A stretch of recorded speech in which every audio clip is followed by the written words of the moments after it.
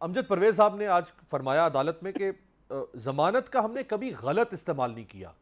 तो ये जो 4 हफ्ते की जमानत 4 साल में तब्दील हो गई, ये गलत इस्तेमाल के जुमरे में आएगा या कानूनी इस्तेमाल के जुमरे में आएगा? दूसरा, उन्होंने फरमाया कि तिब्बी बुनियाद पर हम अदालत के सामने पेश नहीं हो सके थे।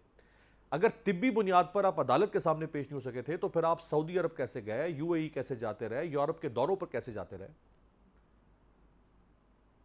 आ, मैं ये कहूँगा मीर अब्बास साहब, बड़ी वाज़ेह सी बात है कि ये कानून का गैर कानूनी और गैर अखलाकी इस्तेमाल किया जा रहा है, कानून का सियासी इस्तेमाल किया जा रहा है। ये मैटर कानूनी है। मैं इस हद तक तो कामरान मुर्तज़ा साहब से बिल्कुल एग्री करता हूँ कि ये कानूनी टेक्निकलिटीज़ हैं जिन पर बात सामने आनी है, लेकिन वो टेक्निकलिटीज़ आज नहीं पैदा हुई। पाकिस्तान का कानून आज नहीं बना कि जो सबसे पहले नवाज शरीफ साहब पे ही अप्लाई होने जा रहा है और उसके बाद हम देखेंगे कि कौन सी नज़ीर बनती है। पाकिस्तान के कानून में जो फौजदारी कवानीन में जो बुनियादी उसूल हैं जो हमें बतौर तालिब इल्म पढ़ाए जाते हैं, एक वो तो ये है कि जब एक कन्विक्ट का जो है वो फैसला होता है तो उसको एक और तरह से देखा जाता है और एक अंडर ट्रायल प्रिजनर या एक्यूज्ड यानी मुल्जिम जो है उसके साथ एक और सेट ऑफ रूल्स के तहत बिहेव किया जाता है। यहाँ पर हम इस बात से इनकार नहीं कर सकते कि मियां साहब कन्विक्ट हैं और कन्विक्ट करने के बाद उन्होंने अदालत से जिन शराइत पर बाहर जाने की इजाजत मांगी थी उनमें से एक से लेकर एंड तक सबको उन्होंने वायलेट किया है और बार बार किसी मजबूरी के बावजूद वायलेट किया है। तो अब जब आप बेल की कंडीशन को भी, अगर आप मुल्जिम हैं और आपको बेल दी जाती है और बेल में आपको कहा जाता है कि आप इस शहर की हदूद से बाहर नहीं जाएंगे या आप फलां तारीख को पुलिस थाने में हाजिरी देंगे और आप उनमें से एक भी कंडीशन को वायलेट करते हैं तो आपको जेल जाना पड़ता है। यही तो सबसे बड़ी ट्रेजिडी है कि जिन लोगों ने मियां साहब को कटहरे में खड़ा करना था, उनको कौम को इंसाफ दिलाना था उन जराइम के हवाले से जो मियां साहब पर इल्जामात थे, जो साबित हुए थे अदालत में, वही लोग आज मियां साहब के वकील बनकर उनकी सफाइयां कर रहे हैं। देखें, ये रियासत का काम था, ये क्रिमिनल ट्रायल है या क्रिमिनल केस है और इसमें रियासत ही जो है वो इस्तिगासा का किरदार अदा करती है, प्रोसिक्यूशन का। बदकिस्मती से रियासत जो है वो इस वक्त इस बात पर तुली बैठी है कि वो मियां साहब को रिलीफ दिलवाएं और उनको जेल जाने से रोकें। यही तो हमारे निजाम की खराबी है।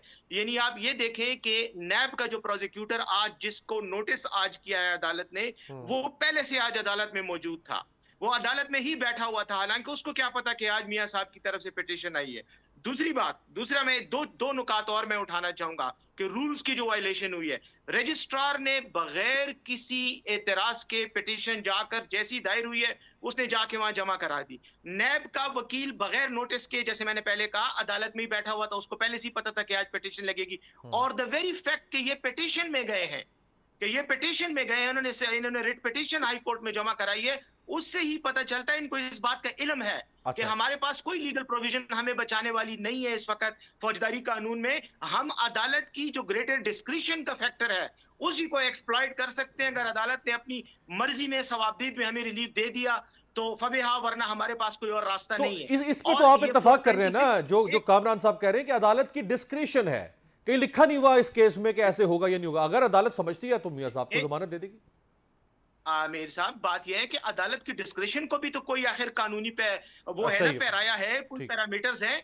आप अदालत की डिस्क्रिशन को इस तरह तो नहीं इस्तेमाल कर सके मियां साहब लंदन में बैठे हो और यहां से जज साहब फैसला कर दें कि जी जो वो 4 साल पहले इनको हमने सजा दी थी या कन्विक्शन दी थी, आज हम उसको खत्म करके इनको बेगुनाह डिक्लेयर कर रहे हैं। अदालत की डिस्क्रिशन का भी कोई तरीकाकार है, उसके लिए मुल्जिम को अदालत के सामने सरेंडर होना होता है। तो मुल्जिम सरेंडर तो कर रहा है ना। देखिए, मुल्जिम सरेंडर तो कर रहा है। मुल्जिम ये तो नहीं कह रहा कि मुझे बाहर बैठे हुए जमानत दी जाए। मुल्जिम कह रहा है मैं आ रहा हूं, जमानत दे दे, जेल नहीं जाना चाहता मैं। सरेंडर तो कर रहा है वो। यही तो मैं कह रहा हूं कि जमानत की कोई गुंजाइश एज सच तो कानून में नहीं है। 23 तारीख को मियां साहब तो चले, जो भी उनका होगा, 21 तारीख को जो 23 तारीख की तलवार आप पर लटक रही है, चेयरमैन और वाइस चेयरमैन दोनों पर फर्द जुर्म लगनी है।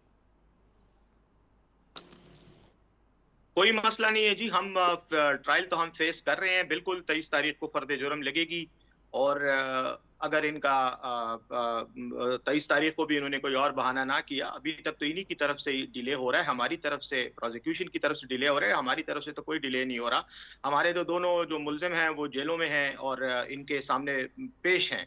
हमने तो मियाँ साहब की तरह लंदन से आके हिफाजती जो है वो ट्रांज़िट उसके लिए रिक्वेस्ट नहीं करनी। केस अंडर ट्रायल है, ज़ेर समाअत है, उसके मेरिट्स पे तो मैं बात नहीं करूँगा, लेकिन ये जो हमारे खिलाफ बयानात का पलंदा आज ये कुछ दिन पहले पेश किया गया है, साइफ़र केस में, हम्म। तो पढ़ने के बाद वो पढ़ लें और फिर टीवी पर इन्हीं लोगों के बयानात भी देख लें, या बाकी जो इनके अदालती ये 161 के अलावा जो इनकी स्टेटमेंट्स हैं जो रिकॉर्ड पे हैं, वो देख लें। फिर साइफर केस के साथ जो कुछ हुआ, नेशनल सिक्योरिटी काउंसिल की मीटिंग्स में जो कुछ उस पे बहस हुई, काबीना के इजलासों में जो बहस हुई, वो सारी चीजें आपको क्लियर कर देती हैं कि ये एक बना बनाया केस है। कैसा लगेगा आपको कि 21 अक्टूबर को मियाँ साहब लैंड करके पुरतपाक इस्तकबाल, रेड कारपेट, मियाँ साहब मीनार पाकिस्तान, जलसा, 21 अक्टूबर को ही इसहाक डार की असासाजात केस में बरीयत का फैसला आना है और वो बरी अगर हो जाते हैं तो 23 को आपके ऊपर फर्द जुर्म लग रही है, आपके ऊपर फर्द जुर्म, और 21 को